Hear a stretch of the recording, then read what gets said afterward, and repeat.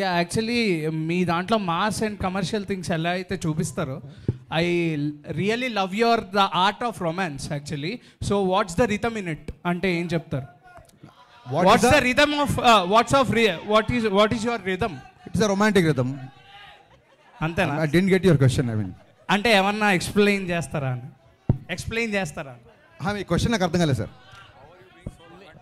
Me art of romance లో ఆ rhythm ఏంటో ఎక్స్ప్లెయిన్ చేస్తారా మాకు అని? It's because of lot of literature I read అంతే. యా సార్ హరీష్ గారు సార్ ఒక్క సార్ ఉస్తాద్ భగత్ సింగ్ రిలీజ్ ఉంటుందా ఉండదా అనేది కూడా ఒకసారి ఫ్యాన్స్ అడుగుతున్నారు సార్.